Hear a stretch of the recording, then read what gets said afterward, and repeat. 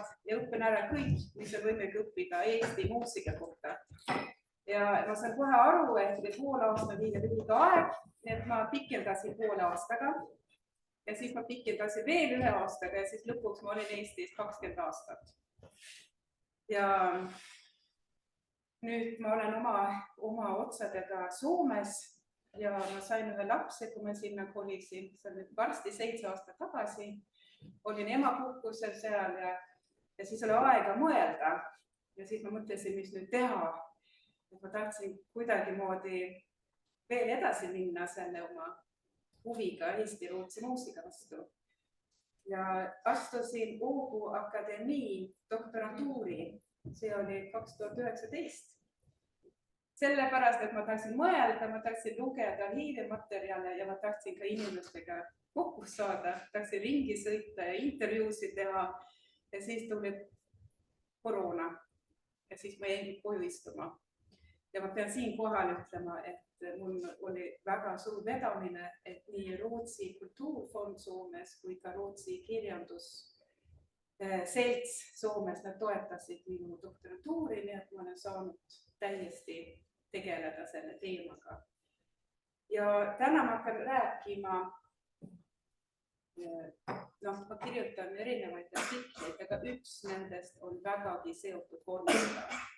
Ja ma arvan, et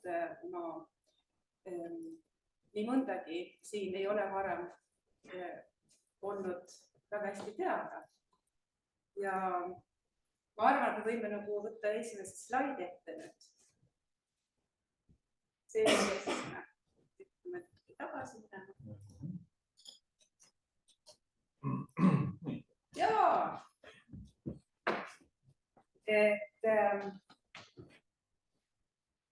Siin pildil on Vormsi laulukoor ja aasta on 1930.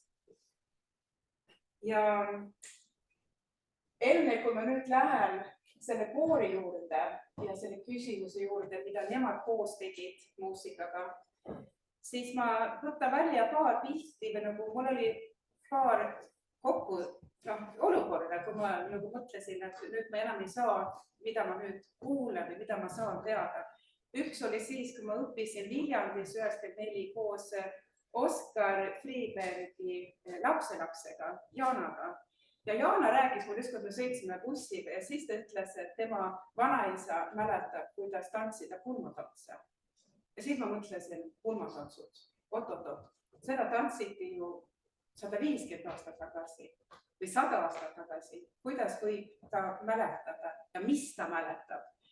Aga ma ei jõudnud kaugemale, ma lihtsalt jätsin meelde, et see oli huvitav asi, et millegi ma lähen sellega veel edasi. Ja siis see oli mingi 3 aastat tagasi, siis ma tahtsin teada saada, kus on kõik see materjal, mis on seotud eesti-rootslaste muusikaga. Ja siis ma leidsin ühe lindistuse Rootsi raadios.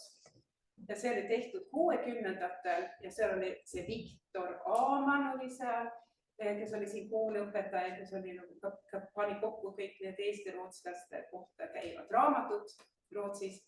Ja siis oli teised ka ja nad laulsid. Ja siis oli üks intervjueerija. Ja ta küsis hästi palju asju. Ja siis oli paar kohta, kus Viktor ja need teised eesti-rootslased omavahel natuke arutasid. Ja siis ma hakkasin mõtlema, et oi, nad mäletavad midagi koos. Aga see, mida nad mäletavad, see on seotud, see ei saa olla seotud nii-öelda Österblommi nagu tema eelse ajaga. See peab olema seotud nende enda ajaga Vormsi 20-ndatel või 30-ndatel. Ja siis, kui ma nägin seda fotot ja lugesin ka Kustpuuli ajakirjas, et oli olnud siis Vormsi laulukoori üks tuur. Nad olid sõitnud Rootsi aastal 1930 ja nad olid esitanud näitemängu koos muusikaga, mille pealkiri oli üks talupoja pulm Vormsilt. Ja teisi mina hakkasin aru saama, et siin toimus mingit moodi revive, nagu taas kasutus nagu nii-öelda inglise keeles. aga mis tegelikult tehti, ma tahtsin teada saada ja siis ma otsisin välja, et see Leena Veesa, kes kirjutas, ta oli välja otsinud just neid ajalehe artikleid ja siis tal oli üks reisipäevik ja siis ta natuke mainib, kes neid vastu võeti ja nii edasi. Ja siis ma võtsin ka välja kõik need materjalid, aga siis ma läksin natuke edasi, et ma tahtsin nagu teada saada, et kes maksis kinni. See oli suur asi ja terve koor tuleb vormsilt Rootsi. Et siin on mingi väga suur organisatsioon, aga ma tahtsin teada, kes korraldab ja kes mõtles välja, et on just vaja seda koori kutsuda. Ja kes oli projektijuht ja kes mõtles välja seda, mida nad tegid taga. Need on need põhilised küsimused. Ja me võime edasi minna. Siin on nüüd selle loo juures olulised tegelased. Ma kohe tutvustan. Gideon Danell, tema oli keeleteadlane ja ta käis Eestis juba aastal 1900. Siis ta oli noor poiss ja siis ta kirjutas hästi palju töid Eesti-Rootsi murretes. Ja siis meil on Otto Andersson, soomerootslane, Ahvenamaalt pärit. Ja tema on ju see, kes käi siin 1934 ja kogus neid pillilugusid, mida me siiamaani mängime siin. Ja siis on meil üks mees, Toomas Järström. Ja tema oli selle koori või selle tuuri juht ja temast ma räägin varsti väga palju rohkem, rääbis sündinud. Ja siis on meil Niels Tiiber. Ja see on üks hästi tore mees, kes on ka keeleteadlane. Ta oli Gideon Danelli õpilane. Ja tema käis nagu Eestis juba 1923-4 ja aastal 1925 oli ta Hiiumaal. Ja siis oli see Gideon Danell öelnud Toomasele, et minen kaasa ja õpeta nüüd Nielsile Eesti-Rootsi murred. Ja siis ta tegi seda. Ja me võime nüüd tegelikult minna ühe pildi veel edasi. Et mina läksin Uppsalasse, seal on see väga tore arhiiv, see murde arhiiv. Ja sealt ma leidsin Toomas Järströmi kirjad ja siin on kirjad, mis ta oli siis kirjutanud Niels Tiiberile. Ja see esimene kiri, see on aasta, see kirjas, et 7. juuli 1925 Pehtermaa. Siis tema on juba Hiiumaal, Niels ei ole veel jõudnud, ta on Rootsis ja siis ta natuke kirjeldab, tal oli mingi väga suur jama oma jalgrattaga, et kummid läksid katki. Ja siis ta oli vist nagu sõitnud kohale ja märknik oli nagu maha jäänud, et pidi tagasi sõitma, nii et väga armas kiri. Ja siis paar aastat hiljem, siis on mingi jama, et Järström oli suur folkloorikoguja ja ta oli suure pakki saadud Rootsi ühe külalisega ja siin ta kirjutab uuesti Nielsile BB, see on siis bruder, vend või vennas. Et nad õppisid koos. Ja siis ta ütleb umbes nii, ta väga nördinud. Ma saatsin ju need asjad ära, kas sa nüüd võiksid uurida, et kus need asjad on, see on meeletu töö, ma olen nii palju vaevanet, et kus need kirjad on, kuskil Uppsalas nad peavad olema, nii et palun. Et see on selline materjal, mis on olemas. Aga me läheme, enne kui me läheme Toomase juurde ja Mäikemäe juurde, siis me vaatame veel natuke selle korraldusliku poole peale. Siin on nüüd olulised organisatsioonid, mis on selle projekti taga. Ja ma alustan, siin on kirjas Årsbok 1930 ja see on õudselt pika nimega organisatsioon Riksföreningen för svenskhetens bevarande i utlandet. See on siis Rootsluse välismaal säilitamise rahvuslik ühing. Ja see ei ole riiklik organisatsioon, vaid see on üks MTÜ, mis on päris tähtis. Aga mõnikord tundub, et see on peaaegu riik ise, mis tuleb, kui see on Riksföreningen. riigi nagu. Ja nemad tegid ju hästi palju asju. See organisatsioon sündis samal ajal, kui sündis Rootsi hariduse selts Eestis. Ja need inimesed, kes olid nagu mõlema ühingu eesotsas, olid isiklikud tuttavad. Näiteks Gideon Tandeli, kes oli selle loomise juures.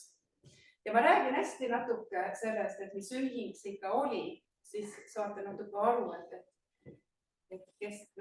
mis kontekst oli. Et ühelt poolt oli nii, et organisatsioon oli tekkinud, see oli nagu reaktsioon sellele, et suur Rootsi oli ju lagunenud. 1809 siis kaotati Soome Venemaale ja 1905 siis kaotati Norra ja nagu Norra sai lihtsalt iseseisvaks riigiks. Ja siis on hästi tilluke Rootsi jäänud ja siis oli ja see on millal siis rootslased üldse hakkasid seda viikingi kultuuri välja mõtlema ja nagu looma, et see oli ja see oli ka see aeg, kui nad võtsid ette selle Rootsi riigi ja siis hakati maakonna kultuuri nagu välja nagu arendama. Et on see nagu Dalarna maakond, Smålandi maakond. Ja siis on nii, et kas kui tükkendada seda, siis läheb Rootsi nagu, siis on ta nagu päris kirju. Et ta läheb nii-öelda mitte kvantiteetselt nagu suuremaks, aga kvaliteetselt suuremaks. See oli nagu selline aeg. Pluss, et oli siis rahvusromantiline aeg. Ja siis oli see ühing on kuidagi ühelt poolt rahvusromantiline, aga samas ta tegeles humanitaarabi hariduse võtmes. Ja üks hästi tore tekst, ma ütlen, et oli pandeemia, et mul oli väga palju aega ja ma sain väga palju lugeda.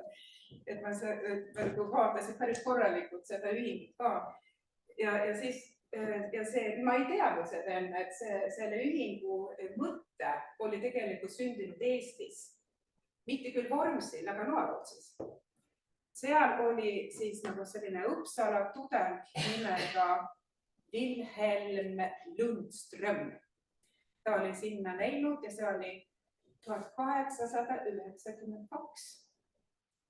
Ja siis ta oli käinud Revalis, Tallinnas ja Naissaarel. Ja ta kirjeldab seda, see oli nii äge, et ta on küll nagu õppinud rootsi ja skandinaavia keeli nagu koolis, aga see, et sa oled välismaa ja elavad inimesed, kes räägivad teistmoodi ja see inspireeris teda väga. Ja siis öeldi talle, aga mine sinna Noarootsi või sinna Osmosaarel või kuskile Pakrisaartele, et seal on veel ägedam. Meie oleme linnainimesed. Aga siis ta võttis ette ja siis ta sõitis Haapsallu. Ja siis ta läks laevaga üle ja siis oli seal Noarootsi poolsaarel üks päev. Ja siis selle kohta on ta päris palju kirjutanud. Et ta tuleb sinna laevaga ja rannas on üks vana mees. Ja see vana mees ütleb, kui nad on natuke juttu ajanud. Kas vastab tõele, et tuleb päris Rootsist meetavalt? Er det sant? Att du är från det riktiga Sverige, bortom havet. Ja siis kirjutab Lundström, et nüüd te saate aru, milline see rahvusromantiline võng siin on. Aastaid tulid need sõnad uuesti ja uuesti meelde. See, et teadvuses oli neil see suur emamaa või sõprusriik teise pool merd ja siis veel see suur mahajäetud tunne ja see imestus, et keegi sealt teise pool merd ei ole neid unustanud, vaid tahab tulla neid külastama. Sain siis esimest korda aru, milles seisneb see välis-Rootsi suur probleem, mida ma alles hiljem sõnastasin. Ja siis ta kirjutab tagasi vanamehe sõnade juurde. Oluline oli ka see toon, millega ta hääldas sõna Rootsi. Selles oli uhkus selle üle, et selle maakeel oli tema enda emakeel. Riigi Rootsi tudengi jaoks, kes oli üles kasvanud 70. ja 80. poliitilises ja vaimses väikerootsluses, avas vana kirjaoskamatu mees Noarootsi rannas uue maailma. Ja siis ta ütleb veel, et ma nägin kodusid, kus eesti keel oli sisse tulnud ja rootsi keel oli hävitatud. Aga ma nägin ka mitmeid, kus hoiti oma keelt nii, nagu oleks see üks hindamatu varandus. Ma nägin jäljeid sajandite poliitilisest allasurumisest Vene härrade ja Balti-Saksa mõisnike poolt, mis oli küll summutanud, aga kaugeltki mitte hävitanud Rootsi enesetunnet. See on see tunne ja see on see mõttemaailm, mis on selle ühingu taga. Ja siis me jõuame siis Åbo Akademii juurde ja see on siis üks rootsikeelne ülikool Soomes. Ja mina õpin ka seal. Ja Otto Anderson oli selle ülikooli muusikaprofessor hiljem ja ka lektor. Ja üks teine ühing, mis on mainitud, on Praage. Ja ma elan praegu Praagi kõrval Helsingis, õudselt äge. See on üks rahvakultuuri ühing. Ja nemad, umbes nagu Leidarid või nagu nemad võtsid kõik need lood ja need laulud, mis see Otto ja tema kolleegid siis oli käinud kogumas ja siis nad tegid etendusi, et tutvustasid seda inimestele. Aga Soomes on huvitav see, et see on Helsingis, kus on see Praagi peakontor, seal on need kõige peenemad soome-rootslased. Vanad rahad ja vanad nimed ja väga uhked ja siis see Otto siis ta natuke kaunistas seda, mis ta oli kogunud selleks, et see meeldiks, see oleks esteetiliselt vastuvõetav selle Helsingi publiku jaoks. Et see on Otto maailm, siis on meil siis on Landsmål Folkminnes arkiivid Uppsala. See on see murde ja mälestuste arhiiv Uppsalas. Ja seal oli siis Nils Tiberg. Ja siis on meil see kohalik mees siin, Thomas Järström. Ta oli ju siis Gideon Danelli õpilane, sest Gideon Danelli ta oli selle Riksföreningi eesotsas, ta oli rahvakooli õpetajate seminari rektor Uppsalas, pluss, et ta oli ka emakeele õpetaja seal. Et ükskõik, mida see Järström ka ei teinud Rootsis, siis ta pidi tegema koostööd Danelliga, see on kindel. Ja siis, nagu ma ütlesin, ta õppis koos selle Nilsiga ja siis, kas tal oli otseside Ottoga, seda ma ei tea. Aga ma tean seda, et see oli siis pärast seda tuuri Rootsis, siis oli see Järström kokku kirjutanud ühe artikli Vormsi pulmakommetest ja seda trükiti nii Åbo Akademii poolt kui ka Praage poolt Soomes. Ja mõlemad on siis sellised organisatsioonid, kus Otto on väga liidri positsioonis. Liidrid, jah. Liidri positsioonis. Ja lähme edasi.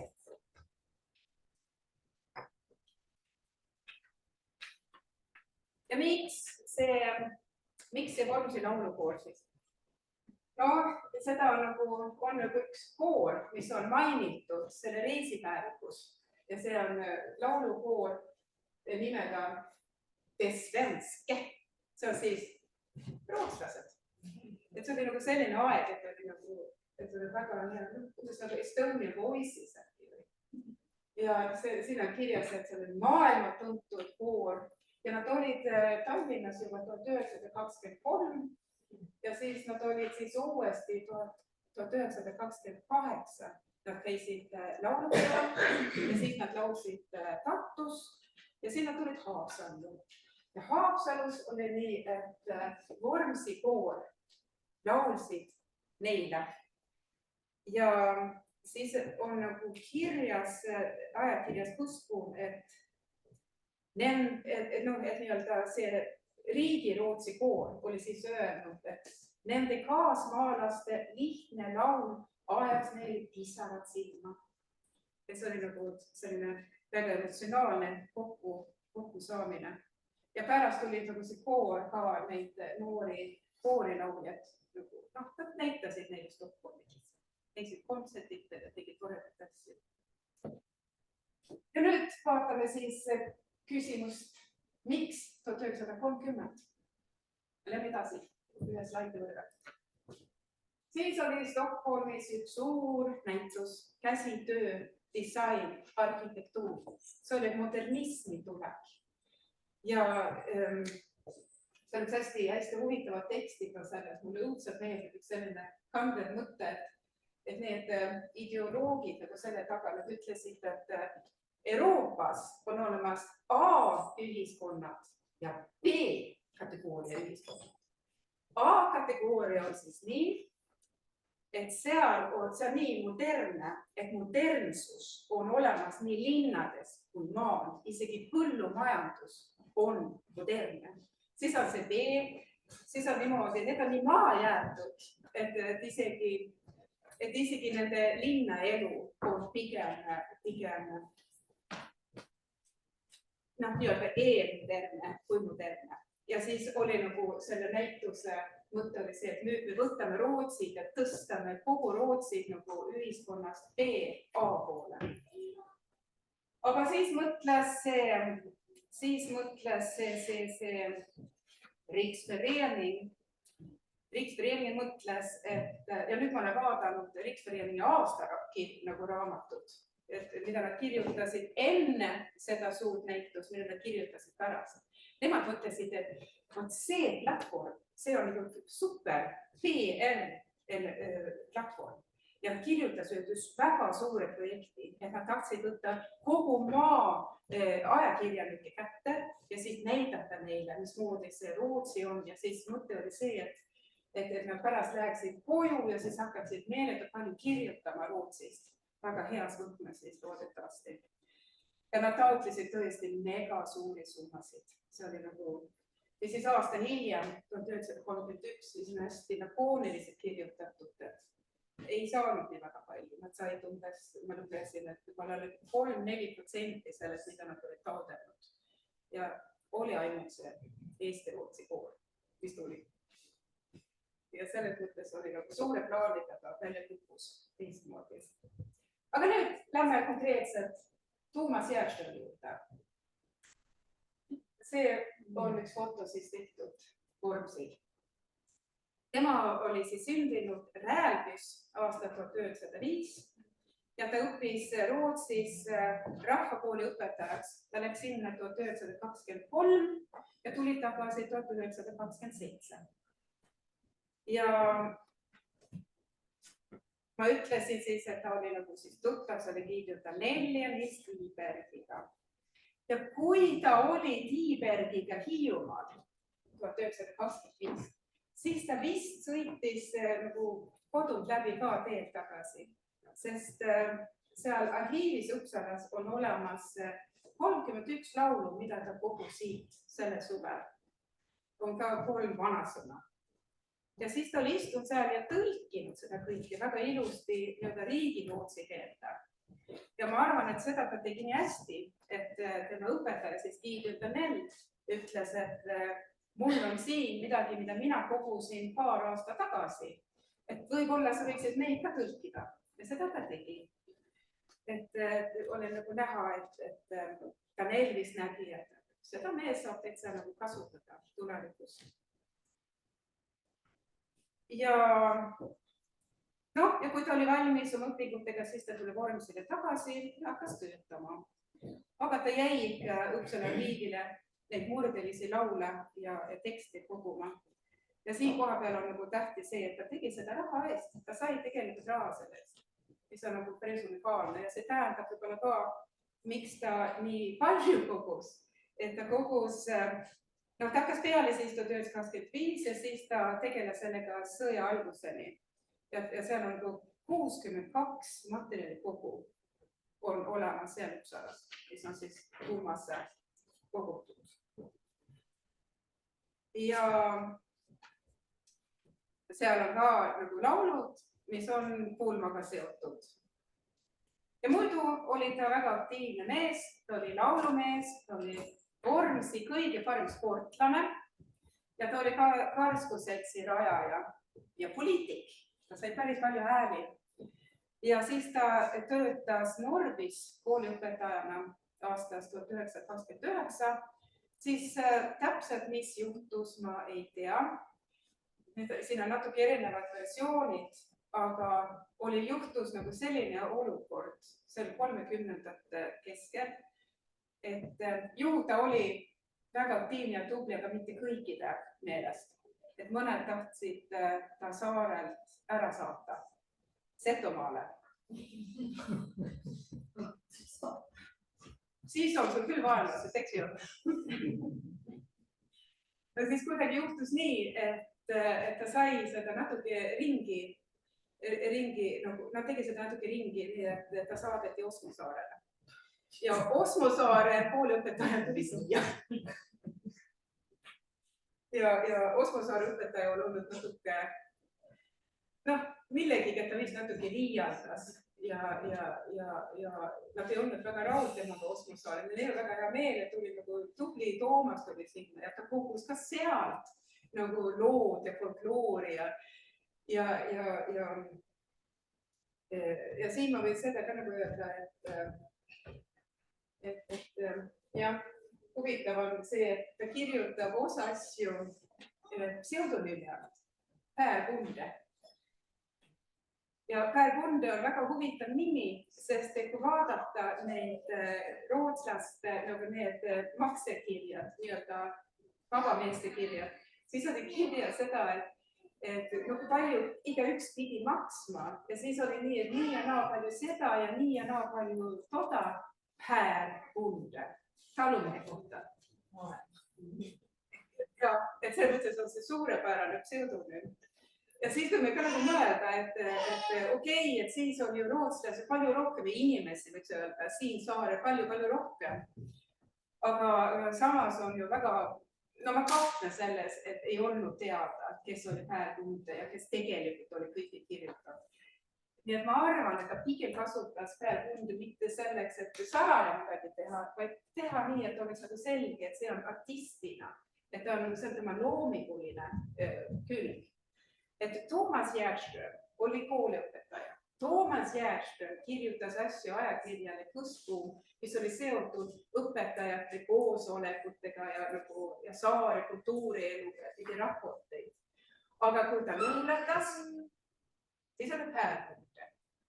Ja kui ta kirjutas iroonilise alatooniga asju ajakirjale Kõskuum, siis ta oli Per Kunde. Üks näide on see, et ta lihtsalt istub ju Osmo saarel ja ta on sinna saarel.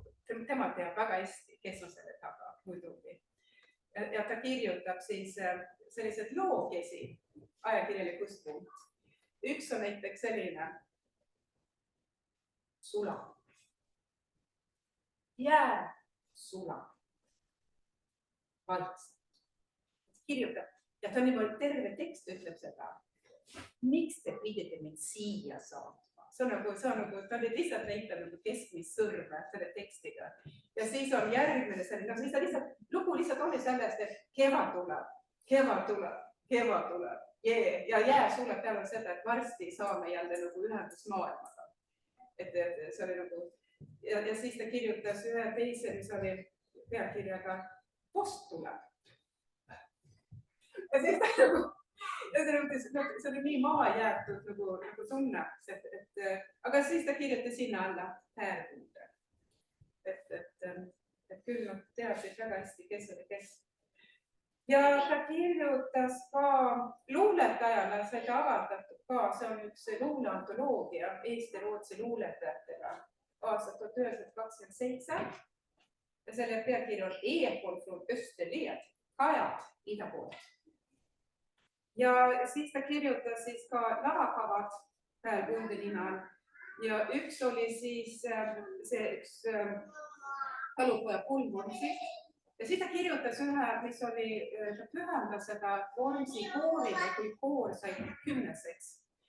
Ja see oli juubelipidu ja selle näitemängu pealkiri oli kui Vormsi laulukoor oleks olnud olemas 100 aastat tagasi. Ja siis ta nagu mängib selle mõttega, et kuidas seletada inimesele, kes ütleme siis aasta oleks 1833. Et kuidas siis kirjeldada kooris laulmist nendele inimestele. Üks seisab ees, ütleb, et nüüd ja siis hakkate kõik laulma. Mis asja kõik hakkavad laulma? Ja siis ta näitab takti. Mis takt on? Ja siis ta nagu lööb sisse, lööb välja ja siis nagu kõik ja nagu, aga mis see on ja mis see on? Et nagu minu meelest on see päris huvitav näitamaks, et see näitab natuke, kui hea pedagoog ta oli. Et ta suutis niimoodi natuke humoorilise viisi nagu seletada lahti, et kuidas need, näiteks kooris laulmine, mis asi see on.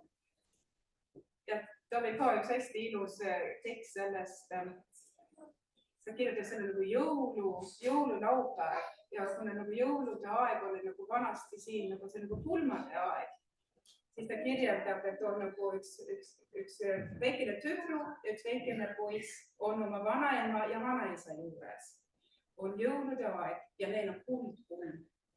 Ja vanaema võtab siis oma krooni ja paneb pähe ja siis nad kõik mälestavad nagu seda aega ja siis nad räägivad lastele. Ja siis ta umbes ütleb niimoodi, et tähtis on ikka hoida seda.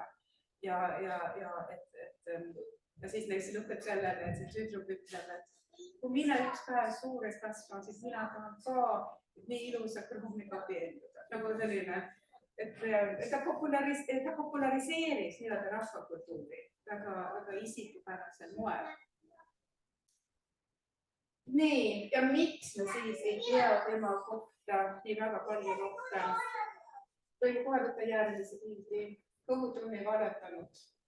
Et Järström ei saanud teistega Rootsi, et teda nabati kinni, arresteeriti ja teda viidi Siberisse ja 1942 siis sai ta tapetud. Ja Viktor Aamann, kes oli siis tema kolleeg, ta kirjutas, see oli palju hiljem, ta kirjutas selle aasta 1966. See on üks artikkel Kustuumis pealkirjaga Pilguheited sündmusrikkastele aastatele. Ja siis ta kirjeldab just sõja algust ja siis ta käsitleb seda, et kuidas need teised rootslased mõtlesid, kui baltisakslasi kutsuti Saksamaale tagasi. Ta kirjutab niimoodi Aamann. Sellel ajal töötasin Norbi rahvakoolis koos Toomas Järströmiga, üks igati hea mees, kes oli kiire mõtteis, sõnades ja tegudes. Ja Toomas oli tüdinud elutingimuste piiratustest ja tahtis vist kolida Rootsi oma perega. Samal ajal, kui mina uskusin arenguvõimalustesse meie kodukoolis. Ja siis olid mehed arutanud, et mis need suured muutused tähendavad. Ja Viktor kirjutab, et sakslased on alati tahtnud liikuda ida poole ja kui nad nüüd loobuvad enda vanas kultuuriruumist, mis see tähendab poliitiliselt Baltimaade jaoks.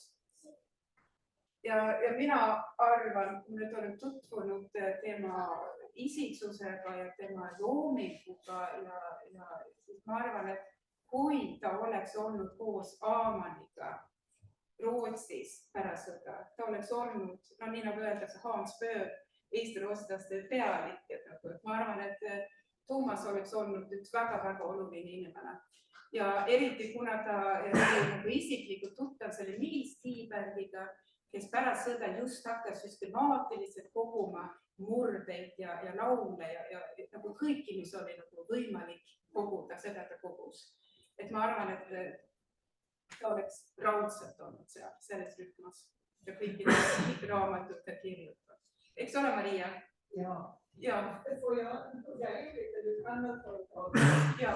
Både Thomas Järström och Viktor Aamann var ju mina lärare i Norge så länge vad jag vet. Ta ütleb seda, et Viktor Aamann ja Thomas Järström oligi tema õpetajad Nordis. Tema on nii kaua enam. Och Thomas Järströms fru kom till Sverige. Ja Thomas Järströmi naine tuli siit. Ja, och de hade en dotter, en flicka som är här på bilden. Niillä oli yksi tyttö, kes oli... Ja, men han var studenten och var gammal och så fick hon med hjärnskada och så dog hon. tema sai, ta suri ära, kui ta oli 18 aastat vana. Men hur blev det länge? Men så sorgligt för henne. Först mannen i Sibirien och så dottern. See naine jäi elama, aga tal oli väga kurb elu. Esimene oli siis see, et mees sai surma Siberis ja siis see tütar suri nii kurb. Och Viktor Raman kom ju till Sverige. Och när jag kom med fartyget Johan till Sverige 1944 i juli månad. Då stod Viktor Raman och tog emot i Stockholm. Ja siis ütleb seda, et kui tema läks selle laevaga Johan Rootsi, siis Stockholmi sadamas oli Viktor Raman, tema vana õpetaja oli seal sadamas ja võeti. Det kändes mycket bra. Ja see oli nagu see andis väga hea tunne.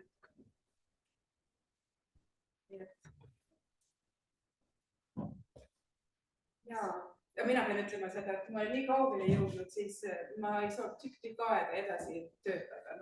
See teema pidi minu jaoks lihtsalt puhkama mingi aeg, sest ma tundsin, et ma olen just saanud mõttekaaslase, et ma nagu leinasin teda ka ja siis ma mõtlesin, et kes meist ei oleks teinud neid samu asju, mida tema tegi omal ajal.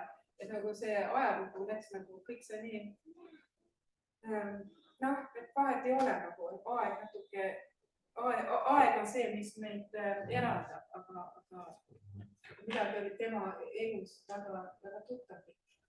Aga nüüd lähme edasi ja nüüd lähme sinna Skansenisse ja Skansen on ju see vabaõhumuuseum Stockholmis. Ja see on see koht, kus nad esinesid. Ja siin on see kava sellest päevast, kui nad esinesid. Ja ma toon välja paar asja siin, et samal päeval mängib August Bolin, ta mängib Mikkelharpat ja August Bolin on üks selline kanoniseeritud pillimees, et ta oli nagu meeletult tubli ja üks teine mees, kes on ka üks selline sümbol Rootsi rahvamuusika jaoks, on Jutt Anders Olsson. Ja tema mängis siis kella 2:30. Samal ajal oli siis talupoja Paul Vormsilt. Ja siin ta kirjutab, et see on kultuuri ajalooline vaatemäng 3 osas ja siis on siin kirjale tuleb Päev-Unde, on siis autor.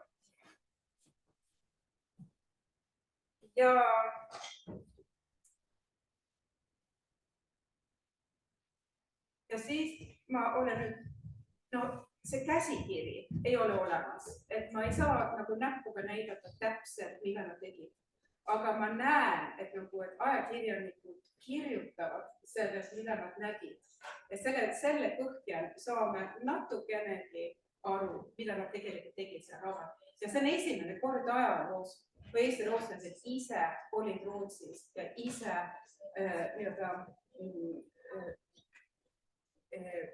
esindasid ennast. Varem on see kogu aeg olnud keeleteadlaste ja kultuuriteadlaste kaudu. Aga Järström siis, et tema juhatab sisse ja siis ta ütleb, et tuleb üks vaatemäng ja mis on keelekasutuse, riiete ja kommete poolest täiesti originaalne. See tähendab arvatavasti seda, et ta ei ole meelega midagi välja mõelnud, vaid et ta nagu lähtub ikka nagu pärandused, nagu kultuurilise pärandust. Ja siis on üks hästi huvitav detail on see, et etenduse nimi on varieeriv. Et kui ta Rootsis ja Soomes öeldakse, et see on talupoja pulm Vormsilt või talupoja pulm Vormsiil. Aga kui see Järström ise kirjutab reisipäevikus, siis ta kirjutab, et see on vana aja pulm. Ja siis kui ta kirjutab ajakirjalikus pulm, siis ta kirjutab, et see on Vormsi pulm. Ja siit võiks natuke nagu mõelda, mis see tähendab, et Eestis ei ole siis sõna talupoeg pealkirjas. See on see kõige suurem vahe. Ja see on seotud sellega, et Rootsis ja Soomes oli rootsikeelne no sa võid olla ükskõik kus kohas ühiskonnas, mis positsiooni, et selles mõttes oli tähtis siis selles kontekstis öelda, et see on see külaelu traditsioon, mitte linnaelu traditsioon. Aga Eestis ei olnud seda probleemi, sest enamus rootsikeelsed elasid maaga, saartel, nad olid nagu maainimesed, kalurid ja lihtrahvast mere ääres. Ja Eestis oli see vastu oluline välja tuua, mis piirkonna traditsioon on. Ja samas natuke seda ajalist poolt, et öelda, et kui ta ütleb, see on vana aja kuld, siis ta tegelikult ütleb, et see on enne seda vaimset äratusaega. Vormsi kontekstis on see siis enne Österlomi aega, võiks nagu lihtsustades öelda. Ja siis on artiklites ka kirjeldus Toomas Järvstöölt. Et niimoodi on kirjas, et Toomas hääldab riigirootsi keelt umbes nagu rootslane maakonnast Småland või natuke paremini. Ja tal on profiil, mis meenutab kuningat Karl 12. Et tema hääl on üheaegselt kelmikas, humoorikas ja kandev. Selline oli karismaatiline tüüp, ma arvan, et võime nagu järeldada sellest. Ja siis tantsud, mida nad tantsisid?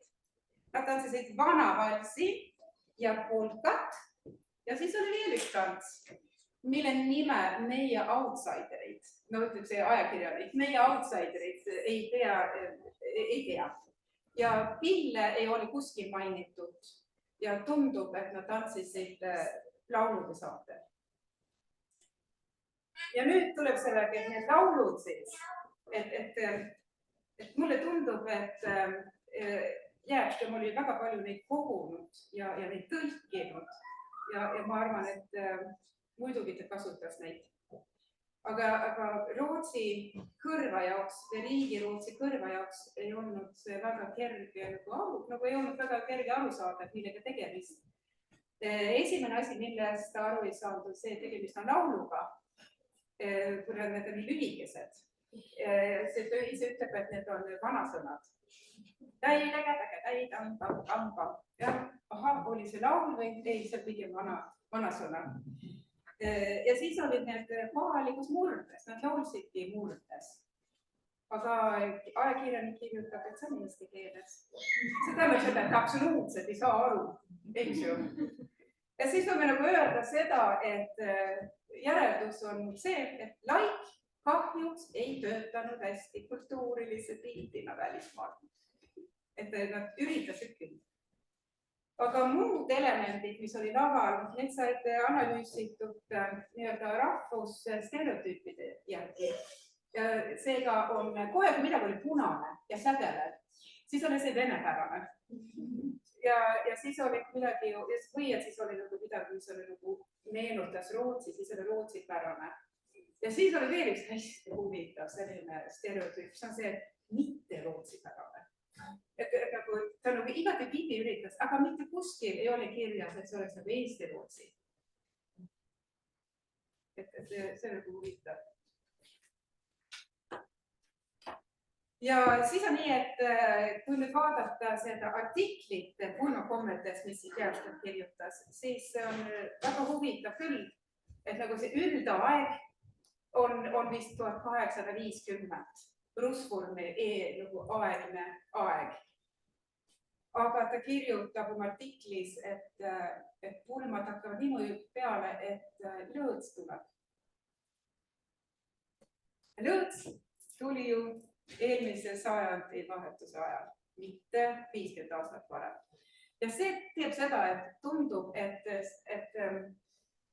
jälle see, et ma absoluutselt ei usu, et ta midagi valetab. Ma arvan, et inimesed küll mäletavad nii ja naa, et Järvstöö muidugi mäletab pulmasid enda lapsepõlvest ja siis on ta muidugi rääkinud teistega, kes mäletavad, et ma lihtsalt arvan, et see on nagu kokku pandud nagu hästi paljudest nagu kihtidest, mis on nagu ajas olnud. Ja selles mõttes ja ma arvan, et nad ei mõelnudki, et midagi, see oli nii loomulik, et pulm tuleb ja siis tuleb keegi lõõtsaga, see on ju nii enesestmõistetav, et pulmi niimoodi peetakse. See on nagu huvitav. Ja nüüd võime edasi minna, et talupoja pulm ei ole ju, ütleme, Fjärström on väga tubli kirjanik, aga samas on niimoodi, et see lavakava mall, talupoja pulm, see oli nagu juba varem kasutatud. Ja ma leidsin 2 talupoja pulma, mida mina arvan, et Fjärström teadis, kui ta enda oma kirjutas. Üks on see esimene talupoja pulm üldse Rootsi, see kirjutatud, see oli 1868. Ja see oli see mees siin üleval, August Söderman, kes oli selle kirjutanud. Ja see oli meeskoorile ja tal oli 4 osa. Oli pulmamarss, kirikus, soovilaul ja siis oli pulmatalus. Et see nagu rahvusgramatiline mõnus sett. Ja seda etendati ka väga palju Uppsalas, kui oli need korporatsioonid. Ja Fjärström oli nagu luulemees ja laulumees ja ma absoluutselt ei usu, et ta ei olnud seal korporatsioonide pidudel ja kus oli nagu teatrijuhtud ja kõike. Et ma arvan, et ta oli väga kursis sellega, mida tehti Rootsis. Et seda ta peaks ikka teadma. Ja siis on üks teine talupoja pulm, mida ta ka pidi teadma. Ja see on see Otto Andersoni koostatud Österbotteni talupoja pulm. See sai loodud, see oli 1908, kui nad käisid Stockholmis sellel esimest korda. Ja see oli sõuke, see oli enne Rootsi hariduse seltsi ja see oli enne seda, kui oli see pikka nimega Riksföreningen. Ja see Otto Anderson ta tuli sinna sellepärast, et oli Soome ja Rootsi karskusliitude suur kogunemine Stockholmis. Ja linn oli tõesti inimesi täis. Ja siis Otto oli võtnud, ta oli rendinud ühe suure teatri, Östermalmi. Ja see oli niimoodi, see oli üks õhtu puupüsti täis, teine õhtu ka ja kolmas ka. Ja rahvas tuli, aga muidugi see oli nagu see karskusliitude, nagu see info liikus ja nende seas ka. Aga selles mõttes, et see oli esimene kord, kui need inimesed, kes oli väga seotud selle ringkonnaga, millest pärast tekkis nagu Rootsi hariduse selts ja see Riksföreningen. See oli esimene kord, kui nad tutvusid selle talupoja pulmaga Stockholmis ja teine kord oli 1923. Ja nüüd ma lihtsalt ütlen, et see on see aasta, mil see Fjärström kolis Rootsi ja ta oli Riksföreningen stipendiumi saaja. Ja siis mina küll arvan, et härra Danell võttis oma stipendiaadi kaasa, et näidata, kuidas on võimalik nagu välis-Rootsi kultuuri edendada. Et ma arvan, et see oli tal nagu tuttav. Ja siis võime minna natukene. Ja siis on veel üks hästi huvitav asi. Ja see Danell oli veel ühte asja teinud. Tema oli väga jõuliselt võtnud sõna ajakirjas Kuskuum selle kohta, et Eesti-Rootsi murred on ikka nii uhked ja nii head, et neid võib ka kasutada nagu kirjas, et nagu neid saab, nagu murdes saab kirjutada asju Kuskuumile. See oli tema nagu, sest väga paljud siin arvasid, et see oli küllalt ilus, et pigem peab olema see standardkeel, kui juba kirjutad nagu asju, mis lähevad nagu raamatutesse või niimoodi. Aga Danell oli nagu just nagu murdeliste tekstide poolt. Ja nüüd on see mida ajakirjanikud kirjutasid. No, et ta käis siin üks huvitav koht, see on see Pärna. Pärna oli üks rahvaülikool, mis on ikka seotud väga selle Riksföreningiga ja kui nad sinna läksid Vormsi laulukoor, siis tuli Danell ka ja Danell juhatas sisse. Ja siis kirjutati niiviisi selle Rahvaülikooli ajakirjas. Nad laulsid oma kodumaa laule vanas Rootsi murdes. Oli imeline ja liiguta kuulata neid laulmas Modermålet sång, emakeele laulu ja Slumrande toner. Ja see on soome-rootslaste oluline rahvusliku ärkamise aja laul. Ja nad laulsid ustavalt, lihtsalt ja südamlikult neid sõnu ja viise. Oli justkui üks tervitus juba ammu kadunud põlvkondadelt, ühelt rahvalt, kellel oli palju raskemad elutingimused kui meil. Ja siis nad kirjutavad seal veel, et rektor Danelli mõte, et keel seob rahvaid, keda eraldavad maa ja vesi, tuli selgelt välja nende laulus. Nad olid võõrad, kuid samas sugulased. Nad olid ühed teise maa inimesed, aga siiski meie rahvuskaaslased. Ja siis ma hakkasin mõtlema, mis see nüüd tähendab. Et mulle tundub, et olid mõned asjad, mis nad tegid, kui nad laulsid, mis oli nagu võõrad. Ja üks on kindlasti see laik. Ja siis teeb seda, et siis tuleb see võõras rahvas ja ühe teise maa inimesed. Siis on see distants, eks ju. Ja siis on nagu see, kui nad on nagu omad sugulased ja rahvuslased. See on järelikult need laulud, mis olid siis isamaalised ja patriotilised.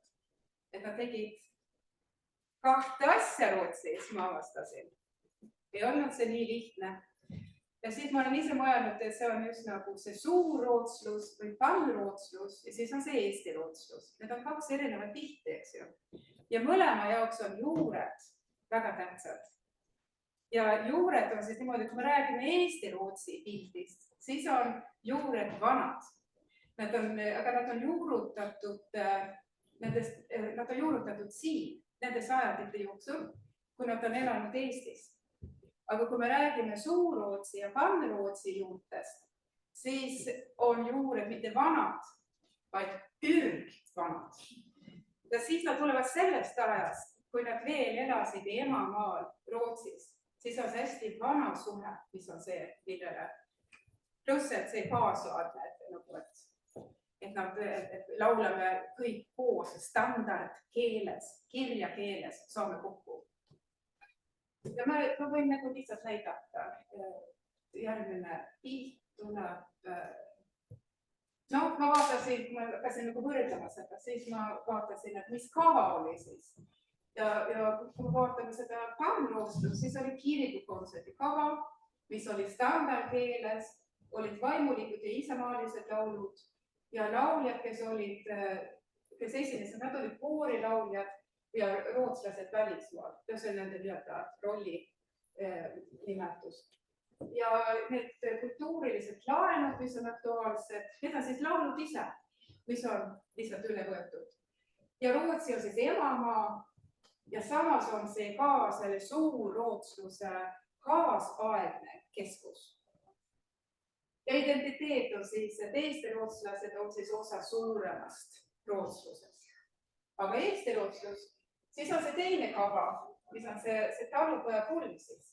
Ja siis on see Vormsi murdes ja laulud on siis pärit siit kohalikust traditsioonist. Ja lauljate roll on see, et nad ju kehastavad vana aja vormsiga siin. See on see, mida nad teevad. Ja kultuuriline mall on see, mis on laenatud. Et see on see talupoja pulm, aga laulud on siis enda omad. Aga mall, raam on laenatud. Ja Rootsi, ja siis ongi see huvitav, et Rootsi on siis see ürgne emamaa, see ütlevad nemad ka, aga see on kuidagi, see pole tähtis. Aga tähtis on see Eesti-Rootsi ala, mis on siis kaasaegse kultuurikeskus. Ja identiteet on siis omanäoline identiteet, et olla nagu teistest erinev, et mitte olla nagu teised rootslased. See on see point. Ja, mis materjali Järšel kasutas? noh, nagu ma ütlesin, etenduse käsikiri ei ole olemas. Nii et ma selliselt vastata sellele küsimusele, siis ma pidin lihtsalt vaatama, mis materjal see on, mis oleks võinud olla etenduse sees. Mida Järström teadis, mida ta oleks võinud kasutada. Ja muidugi on see, et oli nii tubli koguja, et oleks väga imelik, kui ta ei oleks kasutanud enda kogutud materjale üldse. Ja siis ta on ju ka kirjutanud artiklit ja siis on sellest näha. Natuke on näha seda, et ta on teadlik, mis Rusvon kirjutas ja kusjuures see on tõesti teine lugu, aga üks hästi huvitav tekst Vormsi rahvakultuuri kohta on ka Borgo Bladetis, see on Borgo ajakiri aastas 1895. Ja seda kirjutas üks soomerootslane, kes ta oli haridusaktivist ja ta oli nagu Püünu staadius, oli ta nimi.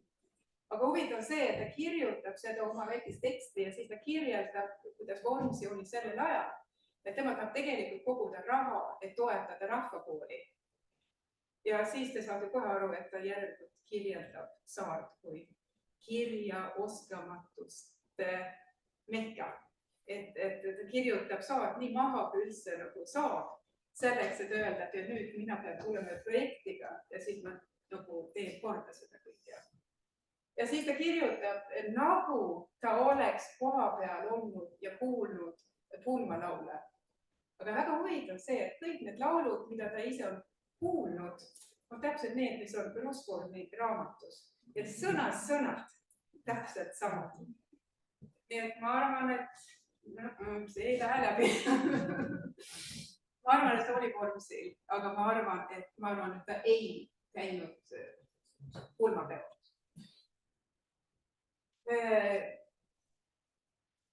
Nii, aga nüüd vaatame hästi natuke, nüüd on üks hästi huvitav asi, sest mind hakkas huvitama,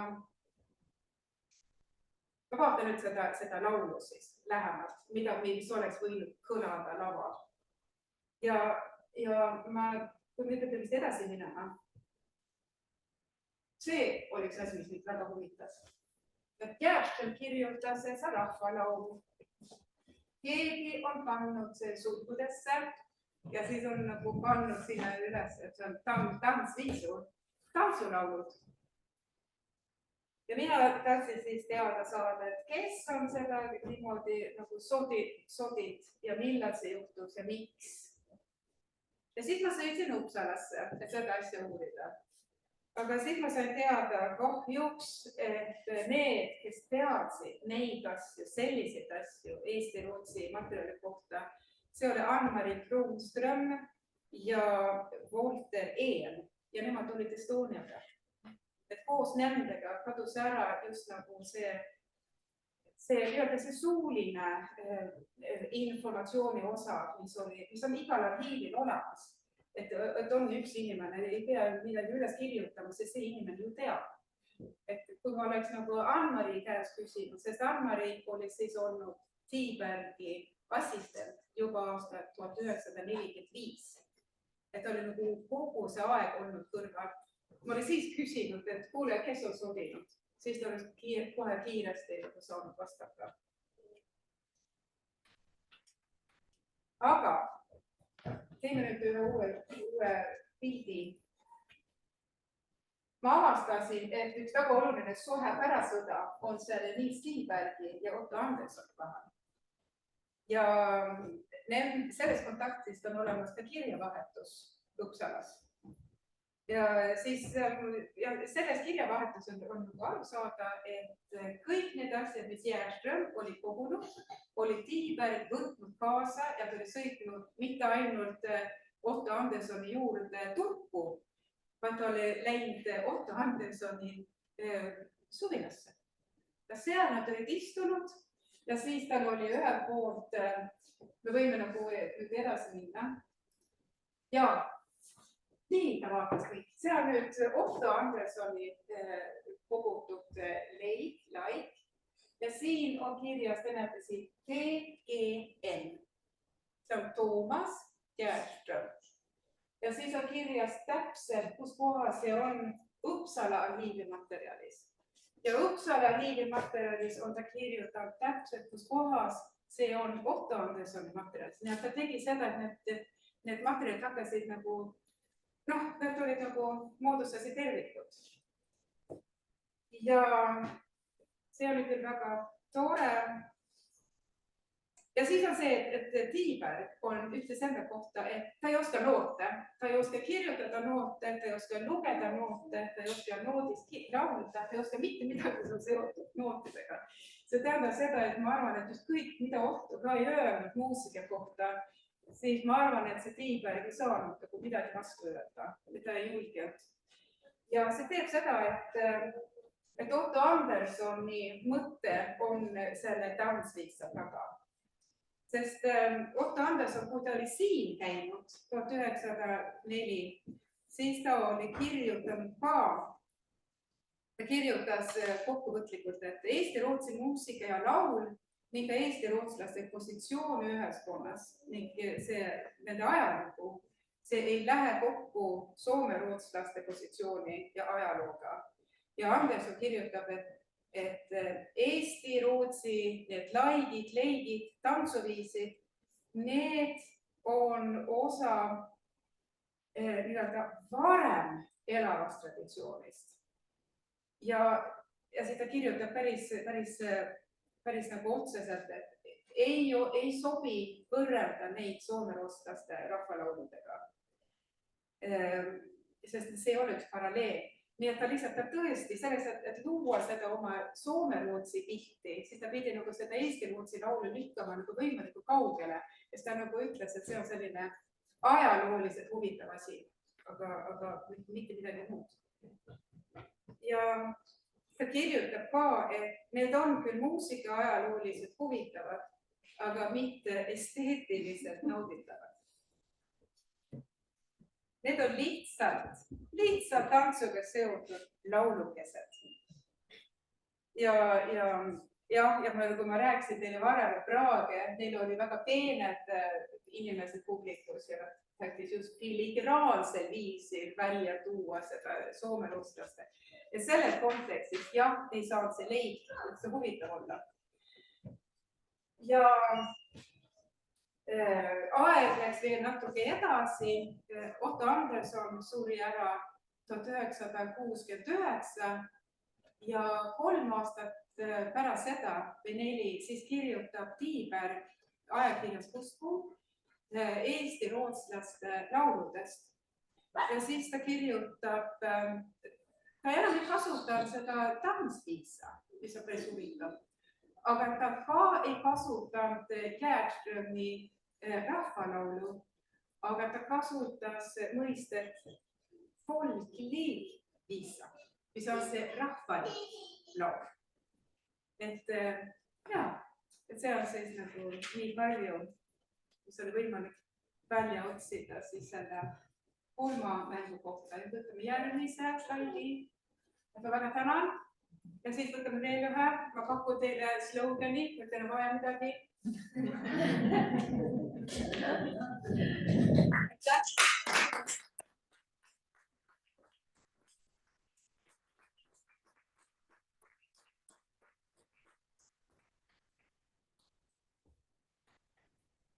Aitäh, Sofia.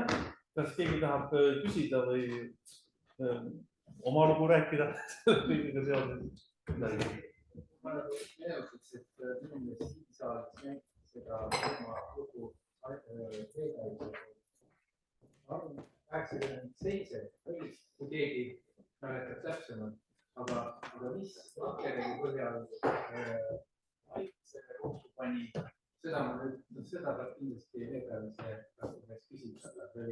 See oli selline raske seda asja siin organiseerida piiriksoonis ja siis see ainuke, kelle on nendest kanadest protsessist seda kuulib.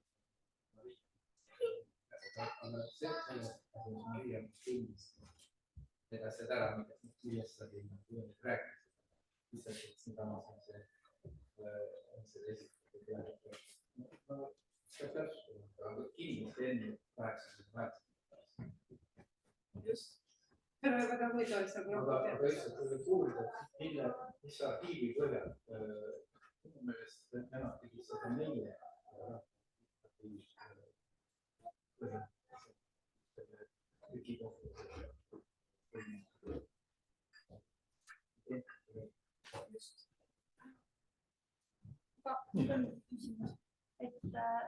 aga kui vanaks sa siis ise arvad seda leiki olevat?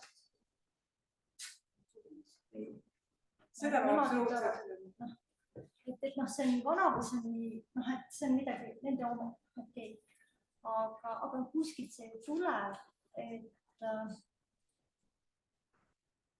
kas see, minu küsimus tegelikult on see, et kas see on siis siin nagu nende seas tekkinud või nad on ikkagi 15 sajand nagu kaasa võtnud, asi areneb edasi.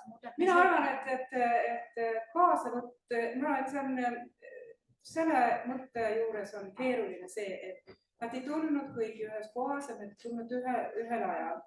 Ja siin on need haigused ja siin on igasugused asjad olnud, et rahvas on juurde tulnud.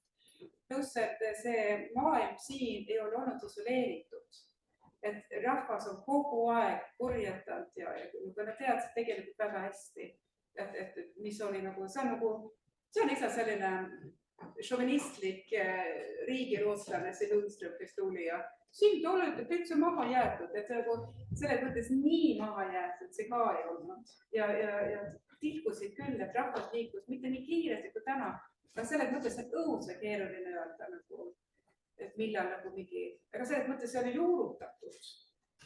Ütleme niimoodi, Rusvormi ajal oli nagu selline tunne, et see on juba vana traditsioon ja nagu omanäoline kohalik, mis on võimalik öelda, et see on pigem selle rühma oma kui, et nagu.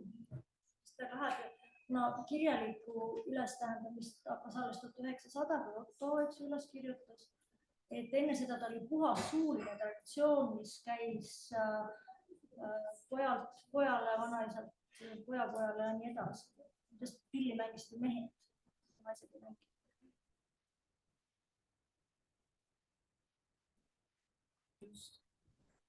Aga ma näitan teile, ma olen kirjutatud artikli selles, ma printisin välja ja siis homme ma hakkan natuke lugusid õpetama, siis on välja printitud ja siis ma olen välja printinud ka see materjal, mis mul on endal olnud. Ja siin on see Toomas Järšlane CV ja siis on see kirjavahetus ja siis on tema kogutud materjal. Ma kirjutasin kõik lihtsalt trükkisin ümber, et oleks kergem lugeda. Ja ma teen ka niimoodi Marju muuseumile. Et kohati ise ka vaadata.